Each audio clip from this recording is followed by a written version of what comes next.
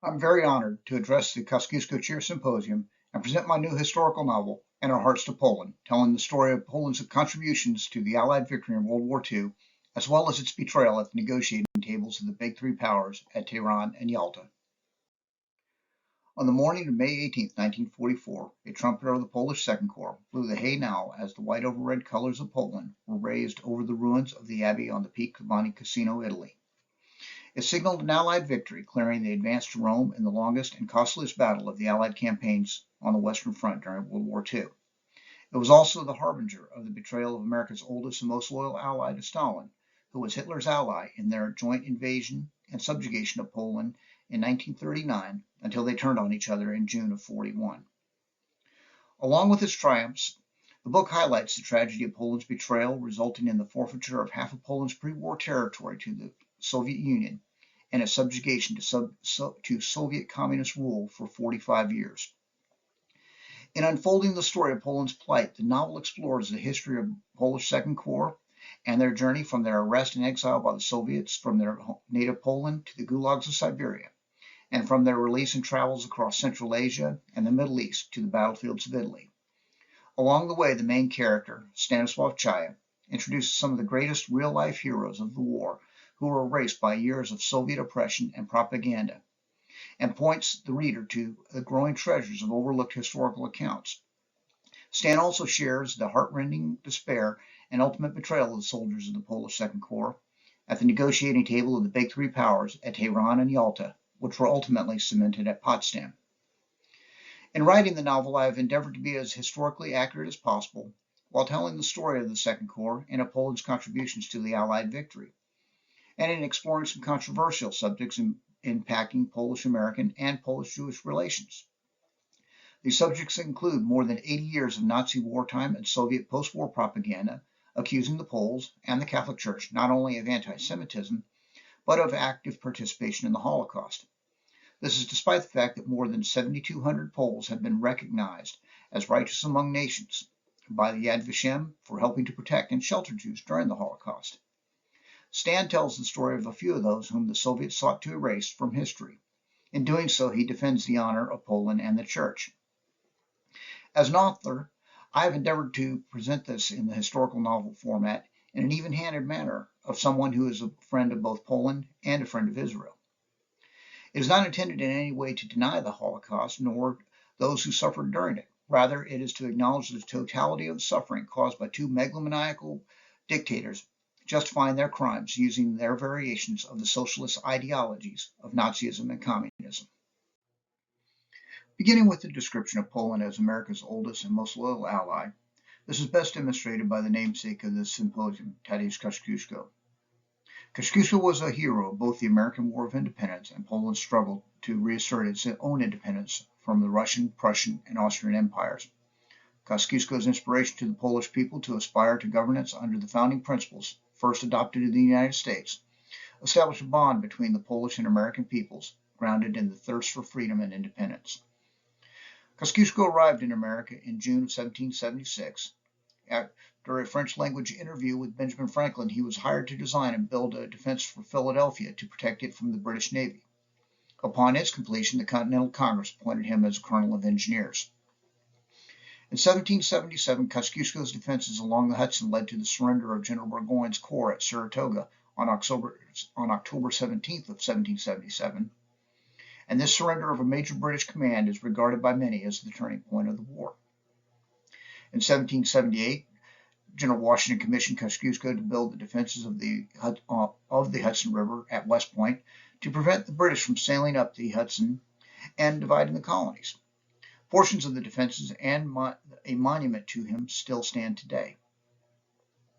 Later in the war, as the chief engineer of the Southern armies in the Carolinas, Kosciuszko directed river crossings, saving the American forces from British advances on 2 occasions.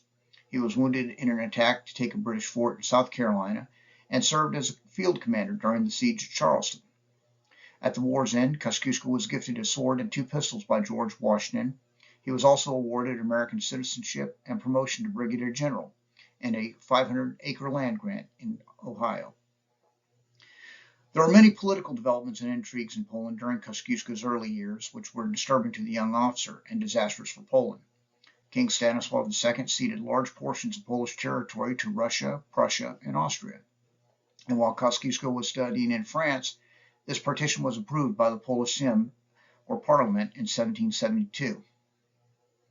After his time in America and greatly inspired by the Declaration of Independence, Kosciuszko returned to Poland in 1784, hoping it could become a model for the reemergence of an independent Poland.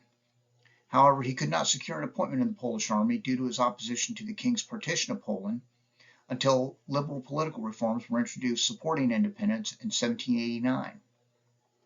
Russia invaded Poland in 1792 in an attempt to end the Polish independence movement. Kosciuszko rose to fame in Poland for his actions during the Battle of Dębionka on July 18, 1792, where his division prevented the crossing of the Bug River by a Russian force 5 times as large, forcing the Russians to cross the river south of the Polish-Austrian border. Later, in 1792, the king abandoned the move towards independence, resulting in the second partition of Poland, which further reduced Polish territory in 1793. On March 24, 1794, Kosciuszko returned to Krakow. In front of a large crowd, he swore an oath to a constitution of the First Polish Republic, which was modeled after the new United States Constitution. He assumed political and military leadership of the Polish independent movement. On April 4, 1774, the Polish peasant army under Kosciuszko's command defeated the Russians in the Battle of Rasławicz, killing over 1,000 and capturing 12 cannons. However, unlike the American colonies, Poland did not have the expanse of oceans and continents to separate it from the greater powers seeking to dominate it. The armies of Russia, Prussia, and Austria could march to Warsaw. Follow-on counterattacks from the Russian and Prussian forces forced Kosciuszko into a defense of Warsaw, where his military engineering skills and inspiration of the Polish people held the combined Prussian and Russian armies at bay for over 2 months. He instigated an uprising in the rear of the besieging Prussian army, forcing their withdrawal from Warsaw. However, he was unable to reconsolidate his forces for the Battle of Maciejowicz on October 10, 1794, and after his forces ran out of ammunition, the Poles were defeated. Having 3 horses shot from under him during the battle, Kosciuszko was also wounded twice, and he was captured. He was imprisoned in St. Petersburg, Russia, and the Polish uprising collapsed, and Poland was erased from the map, with a third partition incorporating the remainder of Poland into Russia, Prussia, and Austria. And Poland remained partitioned until November the 11th of 1918, when the Second Polish Republic was established by the Treaty of Versailles.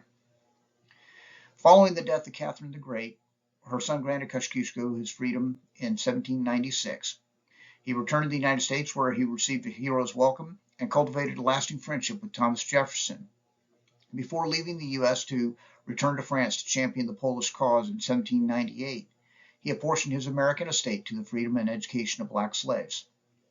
In France, Kosciuszko refused Napoleon's offer to place him in command of Polish troops under the French flag, unless the emperor's plans included liberation of Poland. Kosciuszko remained in exile from his native Poland until his death in Switzerland in 1817. He was entombed in Wawel Castle in Krakow alongside the Polish kings a year later. Of course, Polish troops have fought alongside U.S. troops in World War II and more recently in Iraq and Afghanistan, as well as in support of peacekeeping operations in the Balkans. In finding an understanding of Poland's contributions and of the level of betrayal it experienced during World War II, we have to understand how little most of us know about Poland. The lead supporting character of the novel, Brad, reflects my own awakening to the richness of Poland's contributions to the Allied victory in World War II. In all my previous studies of the Second World War and European history, Poland was always pushed to the periphery and treated as a minor player. It was just the unlucky land and people that always seemed to get overrun by greater European powers. The playground dominated by Germany and Russia. And while all my previous studies recognize that World War II began with the German and Russian invasions of Poland in 1939, Poland was always just a country whose territory other countries fought over. Its hardships and sufferings, along with its accomplishments and contributions to the Allied victory, were rarely, if ever, mentioned. My own eyes were opened by reading A Question of Honor, Olson and Cloud's book on the history of Squadron 303, and its phenomenal accomplishments as the highest scoring squadron in the Royal Air Force during its operations in the Battle of Britain. The Polish squadron comprised only 10% of the RAF fighter force, yet scored 40% of the kills against the German Luftwaffe during the heights of the Blitz. And the shock of this awakening all is reflected in this passage. The book was a surprise and a shock to Brad. He prided himself on his historical knowledge, especially his familiarity with World War II, the former Soviet Union, and the Warsaw Pact. His undergraduate degree was in Russian studies. He believed himself reasonably knowledgeable, but this book had opened his eyes to an overlooked part of history which he had not seen nor heard before. It was a part of history which had been buried under more than 6 decades of obscuration and broad-brush historical analysis. What little he knew of Poland was a fabrication of many years of Nazi wartime and Soviet post-war propaganda. In addition to the exploits of the Polish squadrons of the RAF, this book also provides some details of other Polish contributions and oriented me to the depths of the tragedy and betrayal which Poland suffered during the war. Olson and Cloud's book concluded a description of the Polish Second Corps and their odyssey from their deportations to the Siberian gulags and their trek across Iran, Iraq, modern-day Israel, to their victory on the mountaintop at Monte Cassino. It also lays out the political anatomy of Poland's betrayal in the negotiations between Stalin, President Roosevelt, and Churchill at Tehran, Yalta, and Potsdam. This betrayal resulted in the forfeiture of the eastern half of Poland's pre-war territory and Soviet domination of Poland for 45 years. What really brought home the tragedy of Poland's plight during the war was on page 374, noting the suicides of over 30 soldiers from the Second Corps in the week immediately following the announcement of the Yalta Agreement in February of 1945. In the novel, Brad's shock at learning this history reflects my own shock and is presented in the context of my own attendance to weekly briefings to the Secretary of the Army during my last tour at the Pentagon. In those briefings, suicides in the U.S. Army are tracked. On the completion of the briefing, Brad turned to Colonel Alvarez and asked, "Hey, sir, when we look at 126 suicides across a population of 1 million soldiers over the course of a year, can you imagine a unit with a strength of 40,000 to have over 30 suicides in 1 week?" Colonel Alvarez responded, "Christ, where did that happen?" Brad replied, "Polish Second Corps in World War II, not long after they took the mountaintop at Monte Cassino in the Battle of Ancona. I did some math. Their suicide rate during this period was over 300 times our own rate." And as I learned that, all I could wonder was how to figure out what drove such a horrendous level of despair.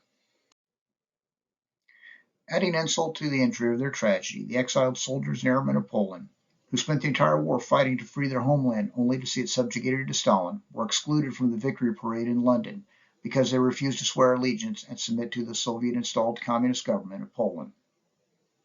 And so began my own journey of trying to understand how this tragic scenario for Poland came to be played out.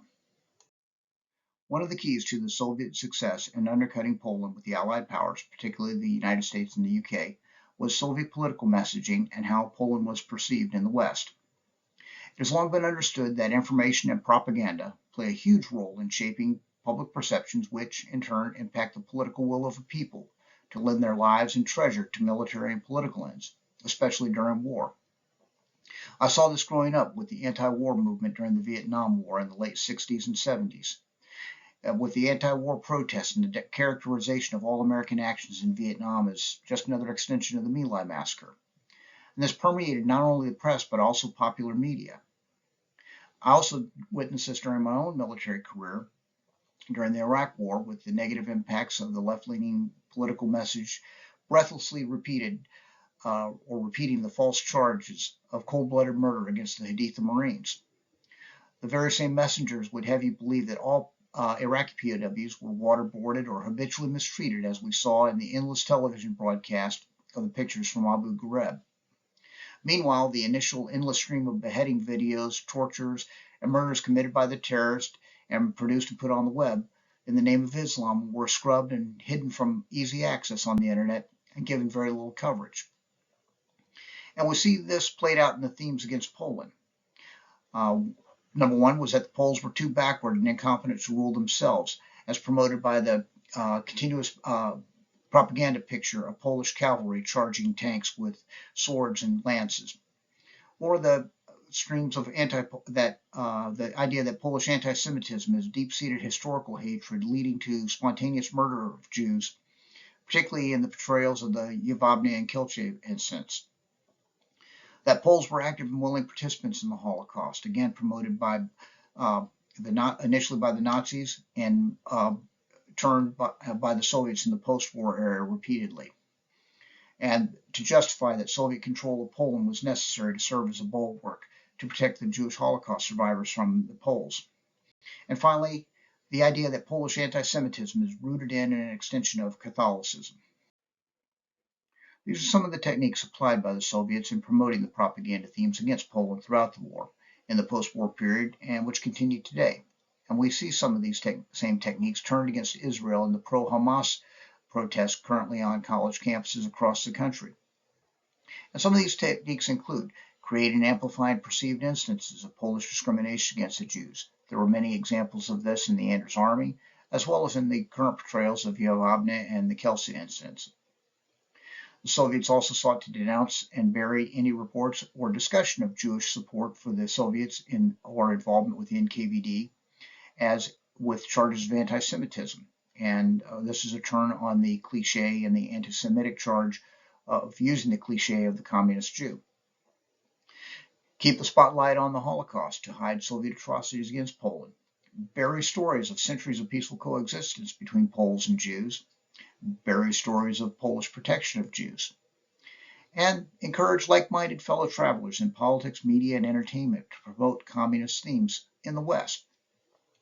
And repeat the same lies over and over and over again. And we can see how this applies in the following atrocities, which are covered in my book. And many of you have not heard of these, 4 or 5 of these atrocities. Everyone is familiar with the Holocaust. There is no question that over 13 million people were killed in the Nazi concentration camps. This includes over 6 million Jews, and the first goal of Hitler's final solution was the extermination of the Jews as a race. It was industrialized murder on a grand scale, from the roundups to the spontaneous mass executions, to the transports, to the gas chambers, to the ovens. Unfortunately, it was not the only atrocity of the era in the region. The Holodomor occurred next door to Poland in the Ukraine. It was Stalin's intentional starvation of over 8 million Ukrainians, or about 25% of the Ukrainian population, in 1932 to 1933. Now, when I studied this as an undergraduate, it was always portrayed as the overzealous implementation of the Soviet collectivization of farms. When it was happening, the New York Times and its foreign correspondent in Moscow, Walter Duranty, denied any famine existed. The Katyn massacre was Stalin's intentional execution of not only the Polish officer corps, but the entirety of the political, judicial, administrative, and local leaders from eastern Poland. The NKVD murdered over 26,000 people in the Katyn Forest near Smolensk, Russia, in April and May of 1940. The site was discovered by the Germans in 1942 after their invasion of Russia, and exhumed and publicized in 1943. When the Polish government in exile protested the execution, Stalin used the excuse to break relations with the exiled Polish government and appoint his own communist government in Poland on the grounds the Poles were promoting Nazi propaganda. As Germany turned on Russia in June 1941, the Russians found themselves in full retreat. Rather than transport or release prisoners they had in the local jails, the NKVD summarily executed many of the prisoners before fleeing. They did this throughout eastern Poland. The Volhynia massacre was a communist-inspired ethnic Ukrainian pogrom against the Poles in the Volhynia region of eastern Poland. Hundreds of thousands were brutally murdered by groups inspired and instigated by the Ukrainian leader Bandera. But we have to look at how this and the preceding atrocities have been portrayed and their impact on the public perception of Poland in the United States. Media is usually a good example.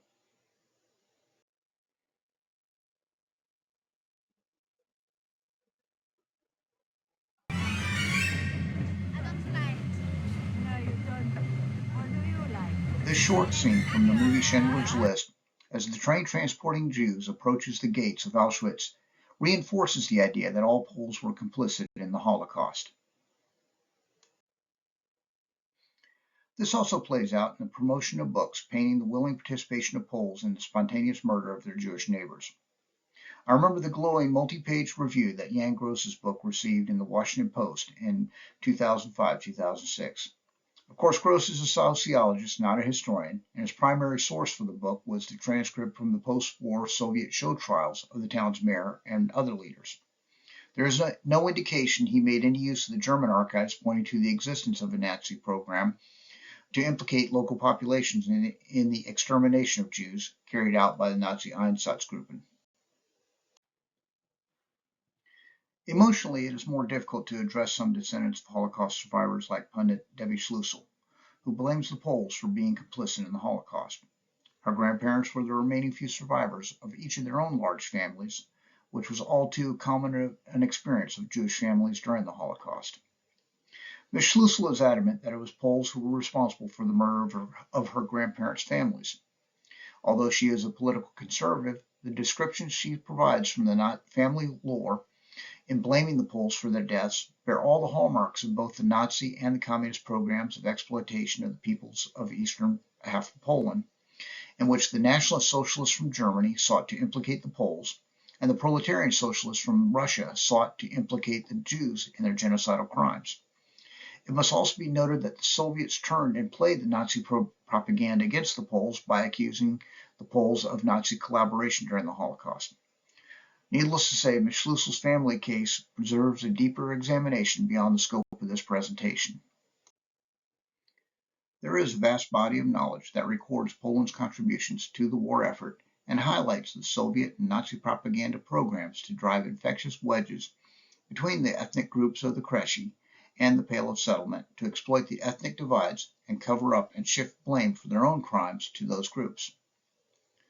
The books on the left by Melchior Vankovich, General Anders, Leon Velichker-Wells, and Churchill are primary source eyewitness accounts of the Polish contributions and the unfolding of Poland's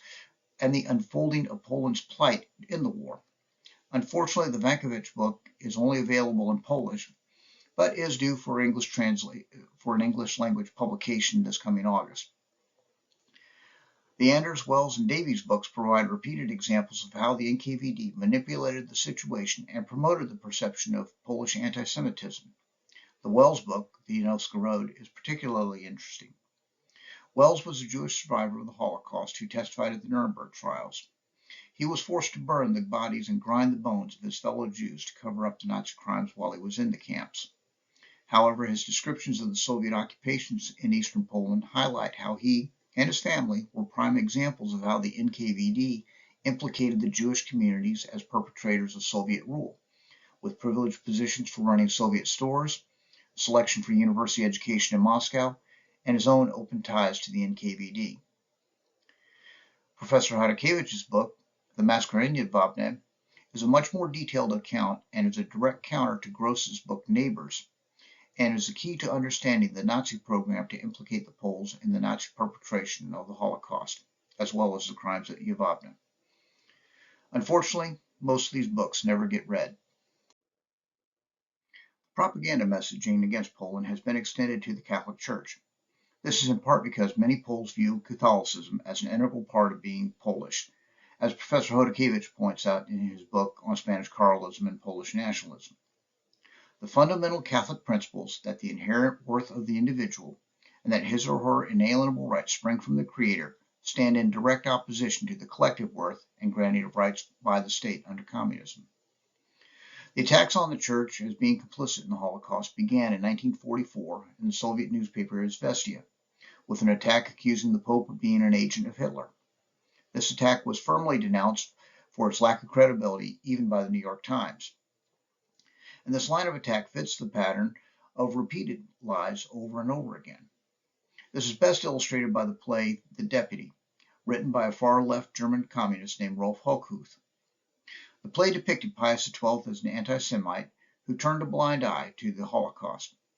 It was soundly denounced by Holocaust survivors when it premiered in 1962, yet it was revived on Theatre Row in London in 2002 and made into a movie called Amen.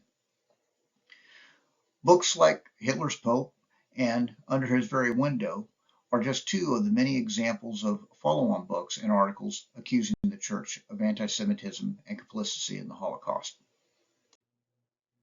Many of the accusations against Pius XII have been made despite his very public denunciations of Nazi doctrines and racism and his behind-the-scenes actions to protect the Jews. Many prominent Jews rose to defend Pius XII and the Church for protecting Jews during the war. Chaim Weizmann, the first president of Israel, and Israeli Prime Ministers Moshe Sharett and Golda Meir all praised Pius XII's efforts and credited him and the Church in saving and protecting thousands of Jews. Israeli diplomat and historian Pedetius Lepida credited the Church, under the Pope's directions, with saving the lives of between 700,000 and 860,000 Jews during the Holocaust. The chief rabbi of Rome, Israel Zoli, who was hidden in the Vatican for more than a year, converted to Catholicism in 1945 and took Pius XII's baptismal name of Eugene Maria in honor of the Pope's effort to protect the Jews. Behind the scenes, the Pope helped to broker communications between German dissidents seeking to depose Hitler in the war and sue for peace with the Allies. This included German Colonel Klaus von Stauffenberg, pictured here before he was wounded and as portrayed by Tom Cruise, who attempted to assassinate Hitler in Operation Valkyrie. Von Stauffenberg communicated with British intelligence through the Church's diplomatic channels. Hitler was so angered by the Pope's actions that he planned to kidnap Pius XII and was only dissuaded from doing so by his propaganda chief, Goebbels. And all these actions by the Church and Pius XII took place all in the time frame of the Spanish Civil War, where over 6,000 Catholic clergy were murdered by the communists. This was while Stalin's terror was implemented in the Soviet Union against the Orthodox Church, and the Nazis were actively arresting Catholic clergy for deportation to their own death camps. Unfortunately, most people only know the title of the book, Hitler's Pope, when it comes to the actions of the Church during the war. The true measure of the perception of Poland in the war can be found in how they were reflected in public media from people who strive to be knowledgeable. It hit me like a ton of bricks in 2014 when Glenn Beck accused the Poles of doing nothing during the Holocaust on his national radio show. This was the primary motivator for me to try to place the story of Poland's contributions, its heroes, its betrayal, and its portrayal in popular media in a story format that could potentially penetrate and improve the popular perceptions of Poland during the war. Because the vast majority of people will never take the time to read the true history books, I decided to approach this endeavor in the historical novel format. It is my hope that by telling an entertaining but tragic story set into a historically accurate background, that I can inspire the readers to dig deeper into the real histories written by the real historians. Norman Davies' Trail of Hope was instrumental in setting this framework. No story of the Polish Second Corps can be told without its commander, General Anders. Originally commissioned in the Russian Imperial Army, he served in the Polish Army after Poland regained its independence. He was a brigadier general when Germany invaded in 1939, and he was wounded twice fighting both the German and Russian invading armies. He was arrested by the NKVD in the hospital, but instead of being sent to Smolensk, he was sent to Lubyanka prison in Moscow, where he was tortured for 18 months in an attempt to get him to join the Soviet Army. He was the only Polish general officer not executed at Katyn. Thinking back to the partition map from the discussion on Kosciuszko, the Polish Second Corps commander points out the age-old challenge to Polish independence in being surrounded by much larger and more aggressive neighbors. The map from his book shows Poland, with its population of 35 million, sandwiched between Germany's 78.5 million and Russia's 175.5 million. These two maps give a good overview of the situation in Poland from 1939 to June 1941. The map on the left shows the invasion routes taken by the Germans and the Russians. The map on the right shows the agreed-upon political divide by Hitler and Stalin for the domination of Poland in the Molotov-Ribbentrop Pact. The area occupied by the Soviets includes all the area of Poland known as the Kresy. The area is also part of the Pale of Settlement, which extends from the north in Latvia and Lithuania, extending south to the Crimea in Ukraine, and is where Catherine the Great forced the settlement of Russian Jews she expelled from Moscow and St. Petersburg. This is where the story of the Polish Second Corps begins. The story takes place as an American Army officer, Brad Williamson, and his wife Kate meet Stan, a Polish Second Corps veteran, during a vacation trip to Italy. On the bus ride from Rome for a tour of Monte Cassino, they become acquainted with Stan, who is on his way to inter his wife's ashes at the military cemetery near the Abbey. Along the way, Stan tells the story of his arrest and the plight of his family in Poland during the war. I used the fictional characters of Stan and his family, his wife Gosia, and their friends Vlad and Piotr to represent the hardships, suffering, and sacrifice of the Polish Second Corps, and to introduce the real-life heroes who characterized Poland's actions during the war. Stan's father and his older brother Jan, who followed his father's footsteps, were cavalry officers who at times in their careers served with Witold Pilecki and General Anders. Stan is the fictional cousin of my wife's real maternal grandmother, Bronislava Janczuk. Stan shares her family's very real hardships and losses from the Gulag deportations, as well as the Katyn and Volhynia massacres. In addition, Stan's brother, Tomasz, is a cadet who meets his end at Katyn. Stan's brother Adam is one of the many political prisoners in the Lvov jail murdered by the NKVD during its retreat from the German offensive of Operation Barbarossa. His sister Anya becomes a nurse after the death of their mother, and sees service with the Home Army in Warsaw. Her story introduces Irena Sendler, the Littlest Partisans, and Inka. Inka was a nurse and a courier of the Home Army who enlisted at the age of 15, participating in Home Army operations against the Nazis. She continued her service with the Home Army after the war, opposing Soviet occupation. She was arrested, tortured by the NKVD, and is said to have never broken under torture. She was executed by the Soviets shortly before her 18th birthday. The Littlest Partisans were the many children who, often orphaned, who served as couriers, medics, ammunition carriers, and even fought against the Nazis. Irena Sendler will be discussed later.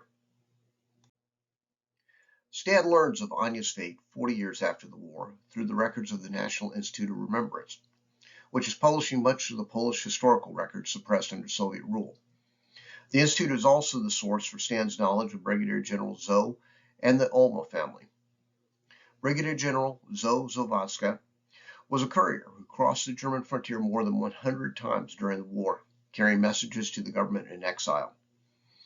She was the only woman inducted into the most elite group 316, the Silent Unseen, and after one mission took her to London, she was parachuted back into Poland.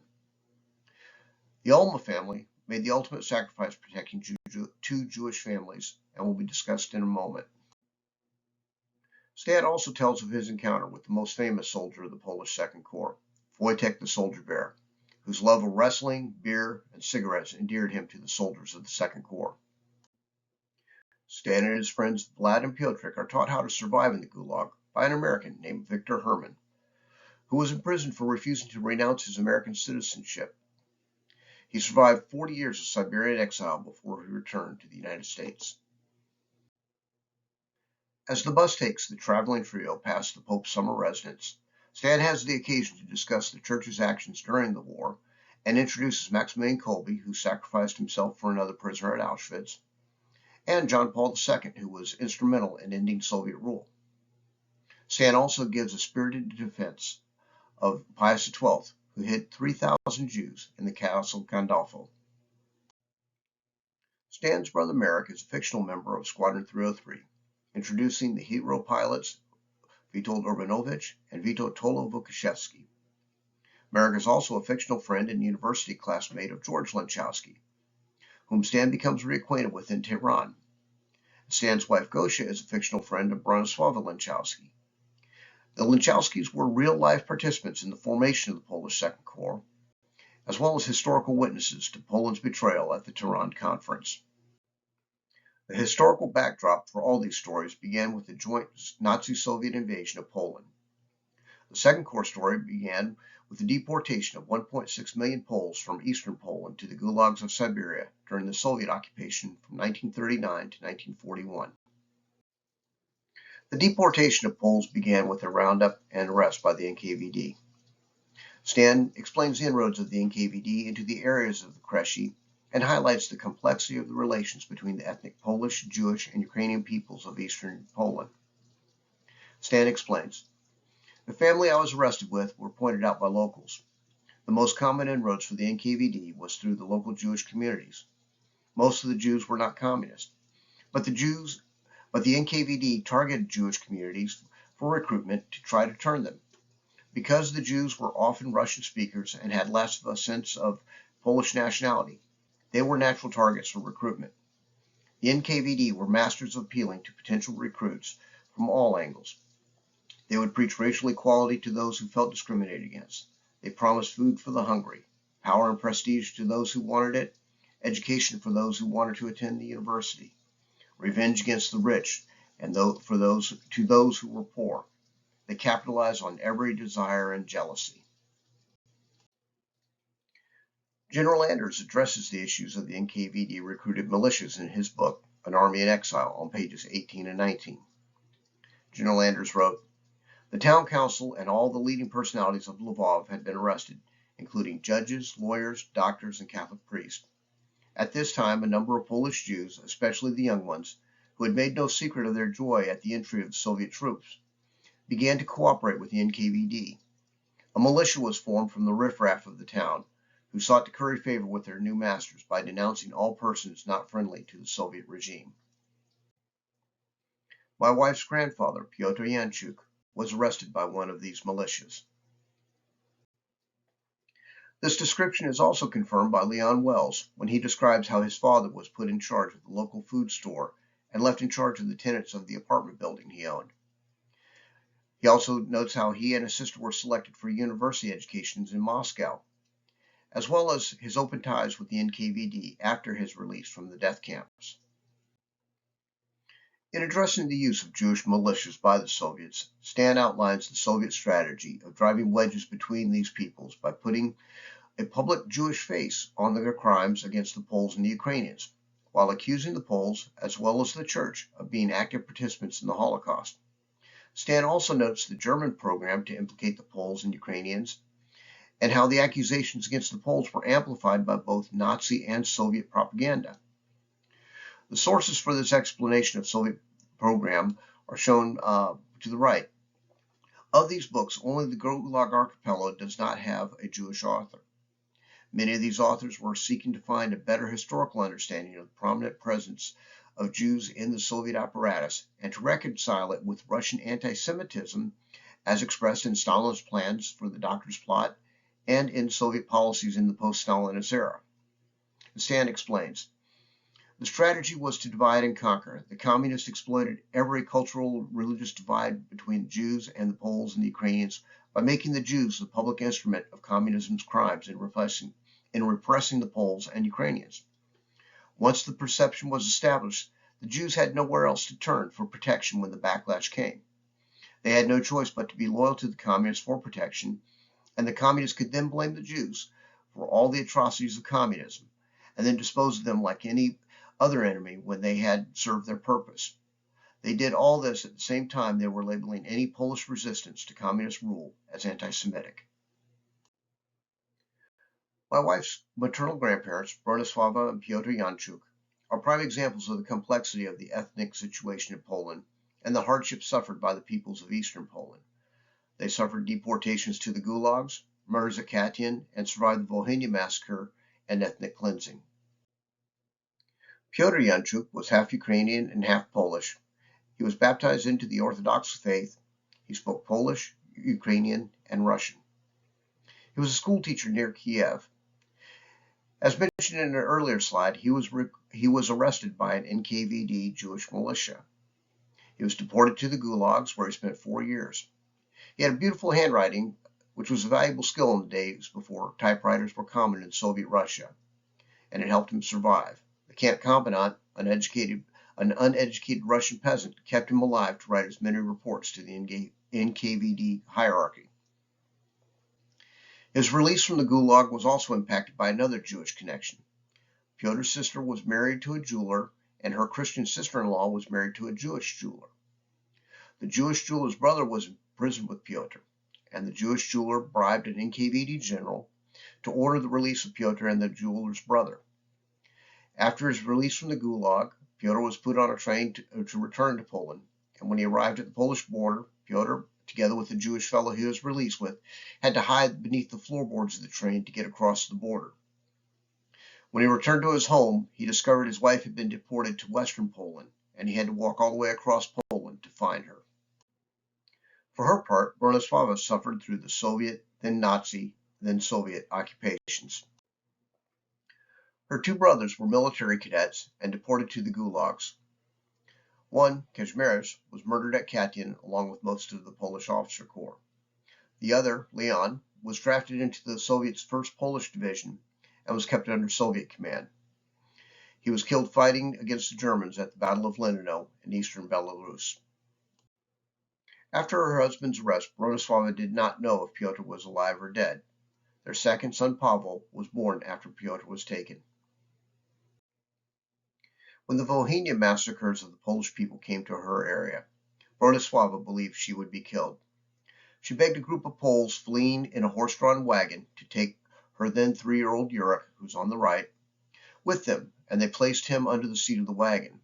Pavel, on the left, was breastfeeding infant at the time and could not survive without her. Outside of the village, the Poles in the wagon were ambushed, and everyone in the wagon except for Yurek was killed. The horses instinctively ran away from the firing and eventually returned to their barn, bringing Yurek and a wagon load of corpses with them. The trauma of the incident interrupted Yurek's natural speech development as a young child. When the Soviets took control of the area again, Bronislava was ethnically cleansed from her home village and forcibly moved from eastern Poland to pre-war German lands north of Wrocław, near the town of Głogów. Bronislava and Piotr's daughter, circled in red, is my mother-in-law, Elżbieta. Encountering the current popular perception of Poles as perpetrators of the Holocaust, Stan shares the stories of just a few of the heroes who risked, and who all too often gave their lives in opposing the persecution of the Jews. Among the more than 1,700 Poles recognized as righteous among nations by Yad Vashem is Irena Sendler. Irena Sendler was a Catholic social worker and nurse working in Warsaw. From the very start of the war, she began helping individual Jews with food and shelter. However, once the Warsaw Ghetto was established in 1940, she used her status as a social worker to enter the ghetto and began rescuing orphaned children from the ghetto. She later joined a group called Jagoda, a director of the government in exile dedicated to helping persecuted Jews. Her group smuggled nearly 2,500 babies and infants out of the Jewish ghetto and placed them with Polish families to save them. Jagoda used many methods, including smuggling the children out in suitcases, in ambulances when evacuating sick patients, and with false documents. Sendler even carried children in her bag through the German checkpoints. Fortunately, none of these children cried when she carried them through in the bags or suitcases. If she or any of the Jagoda health care workers had been caught smuggling the Jewish children, they would have been subject to immediate execution. Sendler kept the list of the names of the children in glass jars in her garden in the hope they could be reunited with families after the war. Unfortunately, the vast majority of the children's parents were exterminated at the Treblinka concentration camp. She compiled a list of all the children saved after the war, and the original list was transported to Israel from communist-ruled Poland by another former member of Jagoda, but was lost when he passed away. Sendler was eventually arrested and tortured by the Nazis when she was identified as a member of Jagoda. They broke her legs and feet in attempts to get information on other members, but they never found out about the babies she had rescued. They were saved and she survived the war, and she was rescued from the Gestapo custody when other members of Jagoda managed to bribe her executioner to fake her death. Later, the Soviets did their best to keep the story of her exploits a secret. Although Sendler was recognized by Yad Vashem as a righteous person in the 1960s, the Soviets labeled her a fascist. However, the true story of Sendler's bravery started to become more public in 1999, when a group of high school students in rural Kansas came across her obscured exploits. They began a historical project called Life in a Jar, the Irena Sendler Project. They wrote and performed a play in her honor and continued to promote her story of unique courage.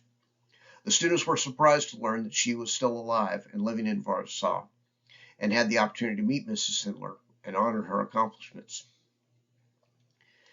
In 2003, she was awarded the Jan Karski Award for Courage and Service, and she has been recognized with postage stamps in both Poland and Israel. It is widely circulated that she was nominated for the Nobel Prize in 2007. However, the facts of her nomination will be kept secret by the Nobel Committee until 2057. And she died in 2008 at the age of 98. Another example is the Ulma family. In 1942, they and their 6 children gave shelter and hid 8 members of 2 Jewish families. Despite the threat of arrest and execution from occupying Nazi forces and their own financial hardships during the war, they gave safe harbor to those families for over 2 years. On March 24, 1944, their home was raided by Nazi gendarmes and blue policemen. The blue policemen were usually recruited from the Volksdeutsche, people of German descent living in Poland, or turncoats of Polish descent. After their hidden guests were executed, Josef, Victoria, and their 6 young children were executed. Victoria was 7 months pregnant with her 7th child, who was born as she was shot. In 1995, they were declared righteous among nations by Yad Vashem. And in 2010, they were honored with Commander's Cross of the Order Polina Restituta by the Polish President Lech Kaczynski. In 2003, they were nominated for sainthood. The entire family was beatified on September 10th of 2023 and await canonization. Stan also introduces 2 great heroes for spreading the news of the Holocaust, Jan Karski and Witold Pilecki. Jan Karski trained to be an artillery officer in the Polish army, but had the ultimate goal of becoming a diplomat. In the early stages of the war, his unit was bypassed by the German army, penetrating deeper into Poland. After 2 weeks of walking, his unit was met by Soviet forces, and his commanders agreed to disarm the unit, after which all the personnel were taken prisoner at gunpoint and transported to Russia. During one of the many prisoner exchanges between the Germans and the Russians, Karski escaped by having himself thrown from a small window on the moving train. He joined the underground and became a courier. During one of his missions to France in 1940, he was arrested by the Gestapo in Slovakia. While undergoing torture, several of his teeth were broken or knocked out, and fearing he would break under torture and provide information endangering others, he attempted suicide by slashing his wrists. Wanting to keep him alive for further torture, the Germans put him in the hospital, where the Polish underground was able to rescue him.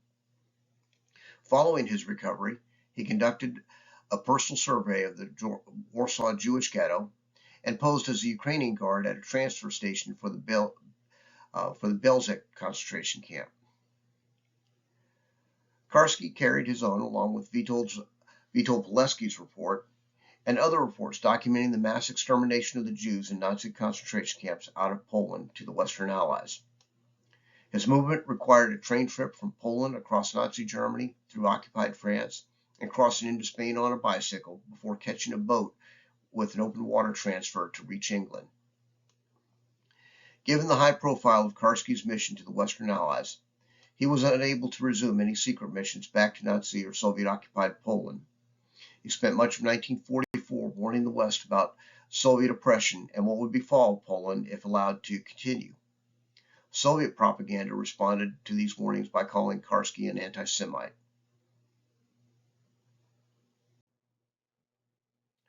Witold Pilecki is one of World War II's greatest heroes. He had a long career of service in Poland. He served in the First World War and in the Polish-Soviet War of 1919 to 1920. He returned to active service when Germany invaded Poland on September 1, 1939. With the collapse of the Polish front, Pilecki went underground and joined the Polish Home Army.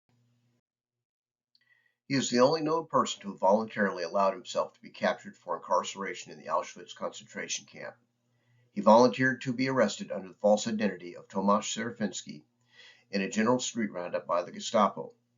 While in Auschwitz, he organized a resistance group within the work section of the camp, smuggled out information and proof of the Nazi implementation of the industrial extermination program at Auschwitz, better known as Witold's report, and set in place plans for a mass escape from the camp if an attack or bombing raid could be carried out by the Allied forces.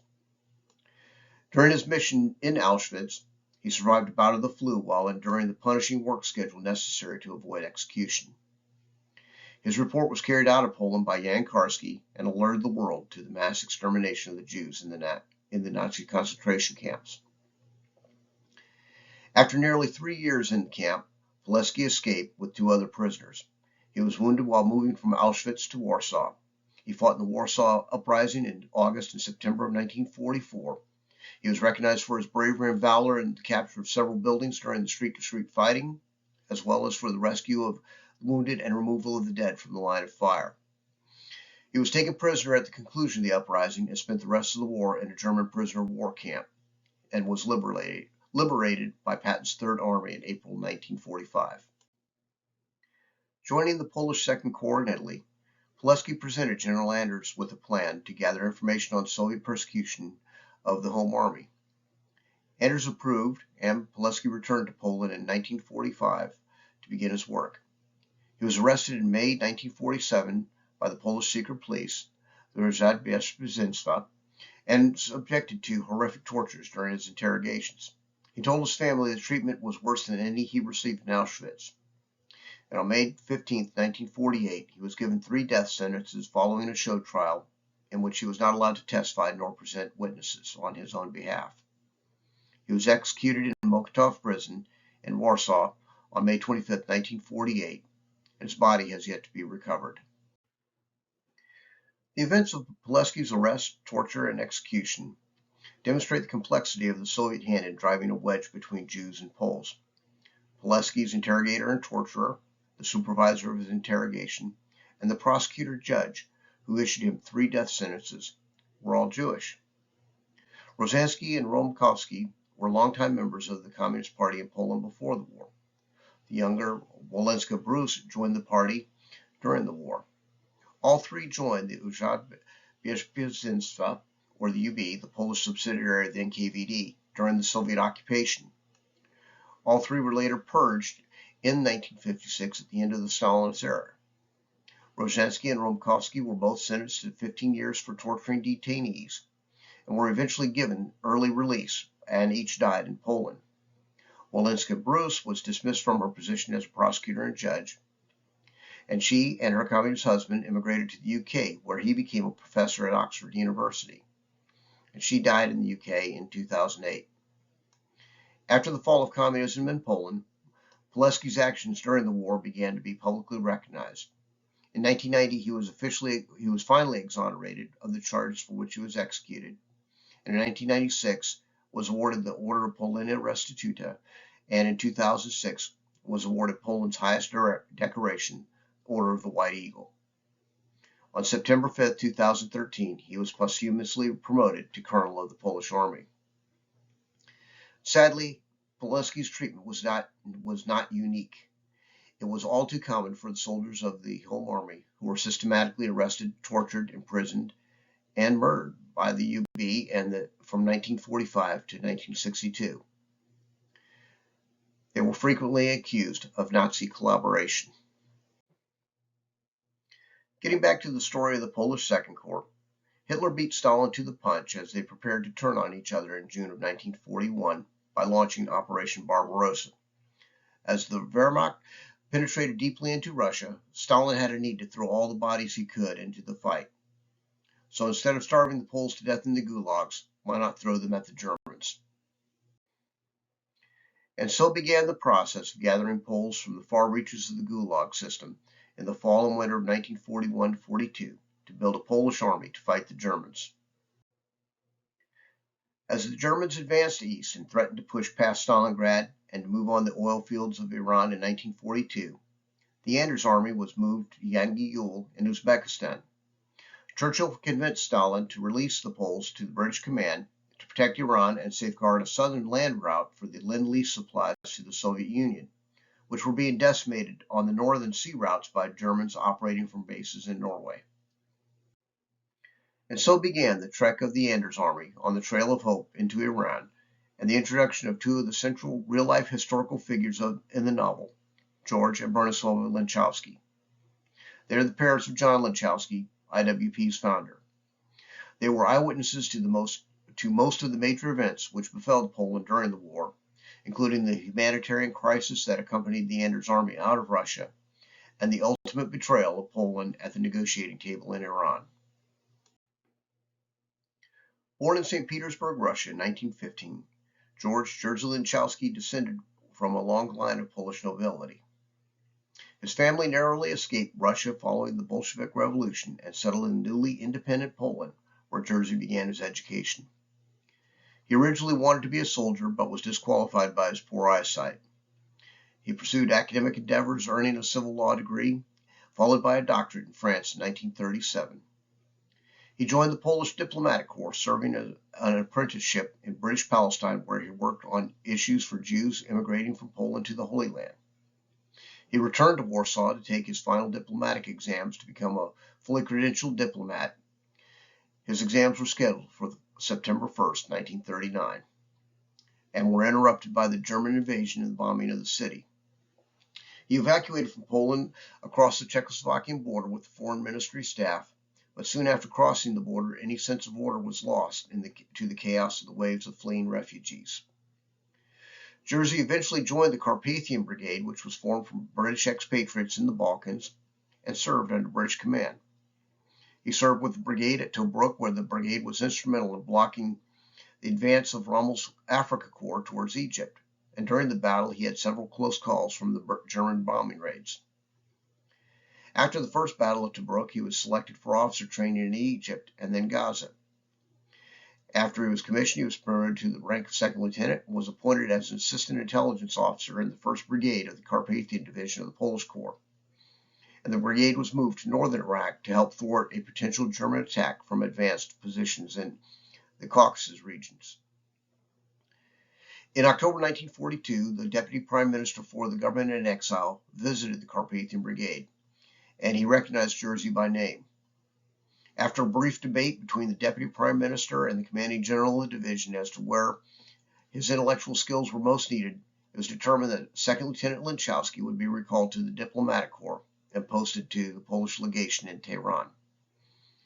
When he arrived in Tehran, Jerzy was appointed as the press attaché, and using the full spectrum of his intellect and language skills to promote Polish interest among the Allied international community. He was an eyewitness to the historic meeting of Churchill, Roosevelt, and Stalin at the Tehran Conference, November 28th to December 1st in 1943. And during his service for Poland and Africa and Iran, both of Jerzy's parents were deported to concentration camps in Germany, where they were executed. Following the Yalta Conference of 1945, which cemented the Tehran Agreement, Jerzy and Bronia refused to work for the Soviet-installed government in Poland and sought refuge in the United States.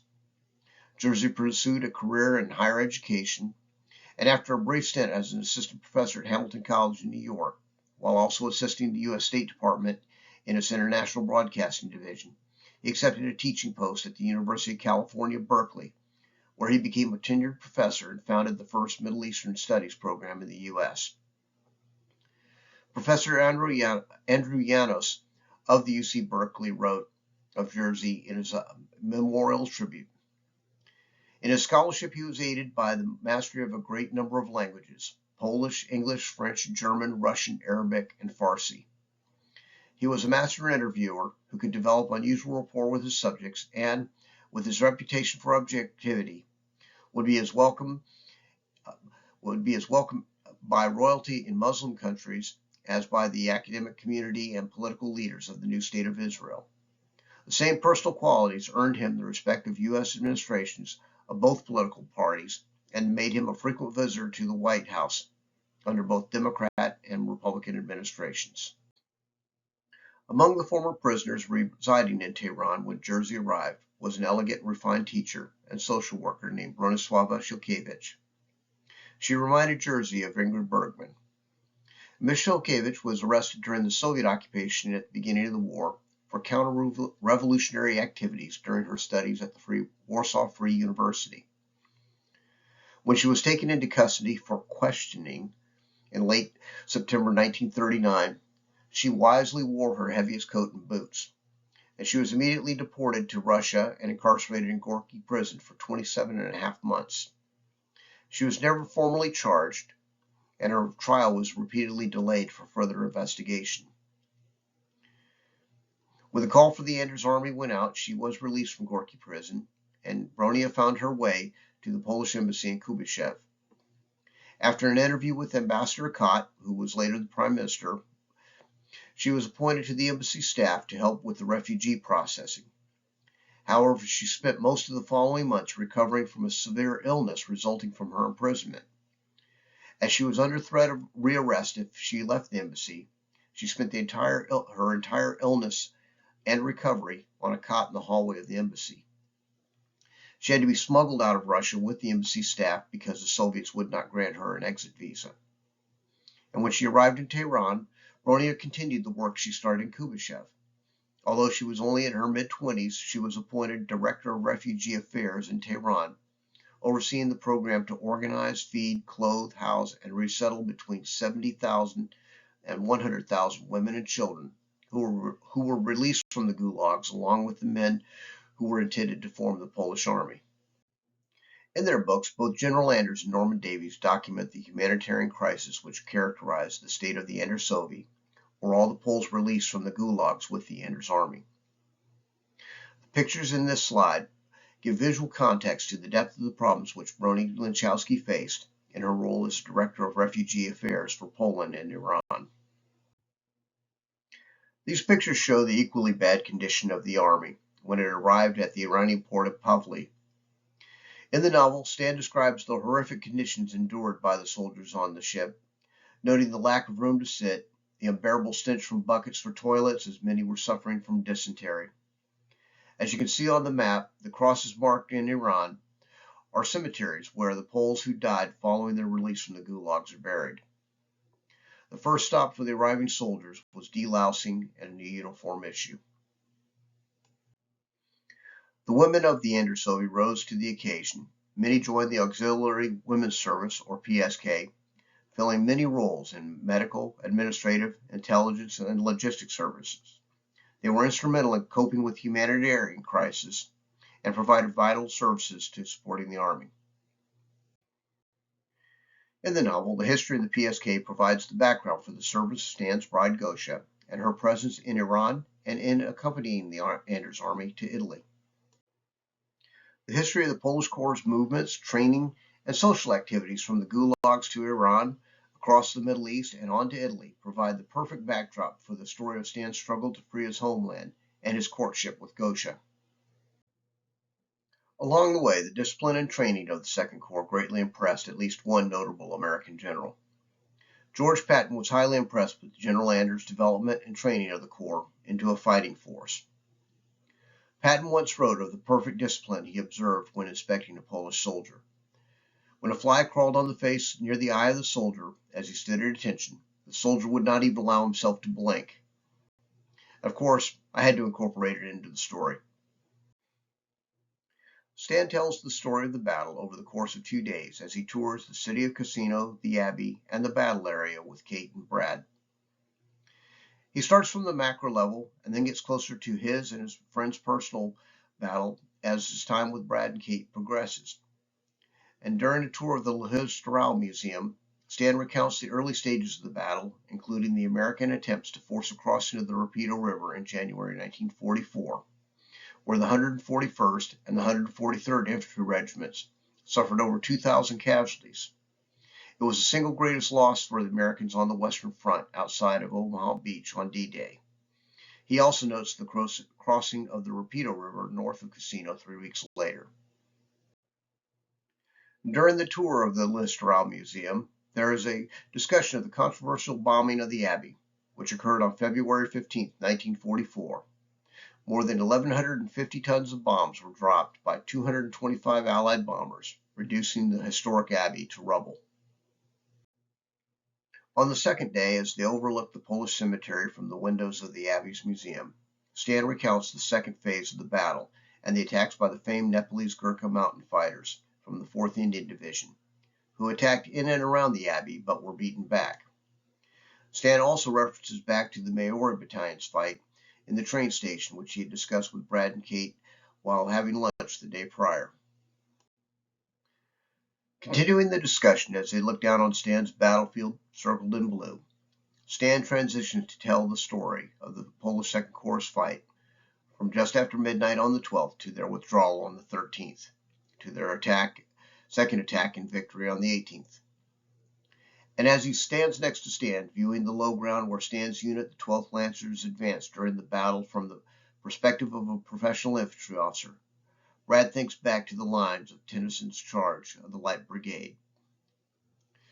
Cannon to the right of them, cannon to the left of them, cannon to the front of them volleyed and thundered. Stormed out with shot and shell, boldly they rode and well, into the jaws of death, into the mouth of hell, rode the 600. Through Brad, I try to recount my own impressions of the terrain on which the Second Corps fought. These pictures depict the difficulty of appreciating the lay of the land from a topographical map. The picture on the right is taken looking up at the Abbey from where the red arrow is pointing to on the map. It is only by seeing the terrain that one can truly begin to appreciate and assess its steepness. The summit on which the Abbey sits is one of the two major hills the Corps had to fight their way up. After Gosha's internment, Stan tells the story of his and his friends' personal battles on the slopes below the Abbey and the cemetery. And when it comes to telling the story of the actual attacks by the Polish Second Corps, the difficulty was summed up by General Anders himself. General Anders wrote, "Our soldiers, frequently diving to take cover from fire, even had difficulty keeping in constant contact with each other. Officer after officer was killed, and his place taken by the next in seniority. It accordingly is not easy to describe an action made up of experiences of individual detachments, sections, or even single soldiers. It was a collection of small epics, many of which can never be told, for their heroes took to their graves the secrets of their exploits. The Polish soldiers' dauntless will and self-sacrifice were the key to a battle in which each man had perforce to play a lonely but heroic role. Each minute brought dreadful experiences, and the sum of them was victory." This was part of the reason why General Anders and Private Wojciech Kowalski are the only real-life members of the Polish Second Corps who fought at Monte Cassino, specifically mentioned by name in the novel. In representing the triumph and tragedy of the soldiers of the Second Corps during the battle, I found it easier to tell the stories of so many acts of bravery, courage, and sacrifice through the fictional characters of Stan, Gosha, Vlad, and Piotr. The picture on this slide depicts the difficulty of hauling the heavy ammunition boxes up the mountainsides. These pictures from Melchior Vankovich's book show the difficulty of simply trying to take a step in the terrain. Any movement forward required a climb. As shown in the pictures on the top right, the sharp rocks would shatter and fragment when struck by incoming bullets, and throwing a grenade had the risk of it rolling back down on the thrower. The enemy bunkers, which were so easily hidden in the terrain, had to be rooted out by the soldiers of the Second Corps. Melchior Vankovich's photos also documented the defoliated trees around the Abbey and the stark terrain of the Abbey's grounds. Casualty evacuation was equally difficult, if not impossible. Soldiers often died where they fell because no one could get to them during the first golden hour after they were wounded. Once they were found, it was a difficult trip to the aid station. This slide features the Domek Doktora, or doctor's house, which was the first place wounded soldiers of the Carpathian Division were seen by a medical doctor. During the 48-hour period of May 17th and 18th, Dr. Vavrizhnek and his team treated over 500 casualties with a 98% survival rate. Once they were treated at the doctor's house, the wounded had to endure a bumpy ride down the mountain to the division hospital for further treatment. Once at the division hospital, there was opportunity for surgery and further recovery. The casualty evacuation and treatment process is incorporated into the novel and provides a backdrop for Stan and Gosha's story. The picture on the left shows the Abbey as it appeared during my visit to Monte Cassino. It was taken from just outside the entrance to the Polish military cemetery, in the approximate location of the red circle in the picture on the right. One could see the contrast between the regrown foliage and the barren terrain the soldiers of the Second Corps faced as they attacked up the valley between the Abbey and Hill 593. And while their phenomenal bravery and fighting skill carried them through to victory on these slopes, they could not stop the betrayal of their efforts to regain their homeland at the negotiating tables in Tehran, Yalta, and finally Potsdam. This is where Jerzy Linchowski's witness of the events in Tehran come into play for Stan and his friends. In his memoirs, the senior Dr. Linchowski was astounded at the naivete of Roosevelt in dealing with Stalin. Churchill was also upset at how easily Stalin seemed to manipulate FDR. Churchill had wanted to have some separate conference time with FDR in Tehran, both in Tehran and afterwards. But Roosevelt declined Churchill's offer because he felt Stalin might feel and that he and Churchill were conspiring against him. Meanwhile, Stalin had several long meetings with FDR and cut Churchill out of several negotiations. But Churchill also seemed to lose sight of some critical issues in his own opinions on the negotiations. Stan explains, I later read Churchill's account of the Tehran conference.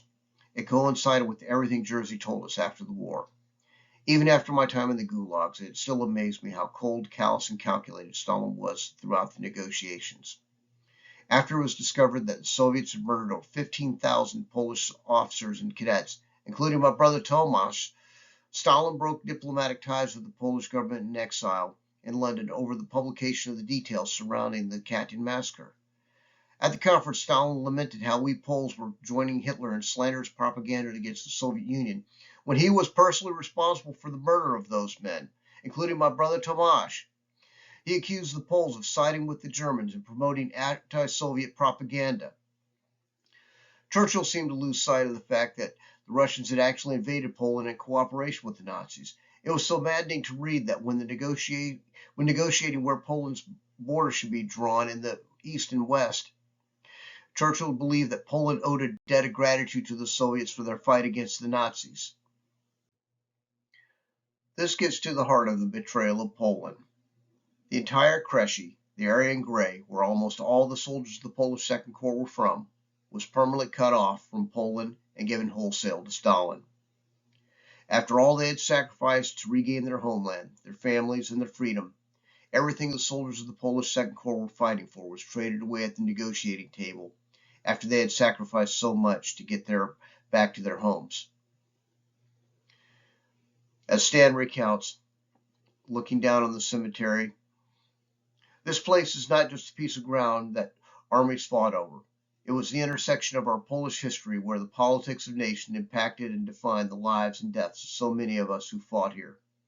It was the culmination of many forces of love, politics, human nature. This piece of Italian soil is not just where my comrades achieved their greatest triumph of the war. It also defines all that is the tragedy of Poland in the war. Every man in those graves down there gave his all to free his homeland and help defeat the Nazis. For many of us, it was the only thing we had to live for. Unfortunately, we were betrayed, and all that we had to live for was traded to the psychopath who helped Hitler in his invasion of our homeland, taking our homes, our land, killing our families. It's something that very few living people would know of, with the exception of those who are willing to make the extra effort to learn about it. Those of us who know of it will be joining our comrades in the cemetery very soon. I don't want their stories to die with us. And in looking at all the soldiers of the Second Corps lost, it is a wonder that the suicide rate of the Polish Second Corps was not far higher. It is only in the context of this history that one can begin to grasp the depths of the tragedy in the lines engraved on the obelisk on the peak of Hill 593 above the Polish cemetery at Monte Cassino. We Polish soldiers, for your freedom and ours, have given our souls to God, our bodies to the soil of Italy, and our hearts to Poland. Thank you very much. I hope you will take away a deeper appreciation of the sacrifices of America's oldest and most loyal ally.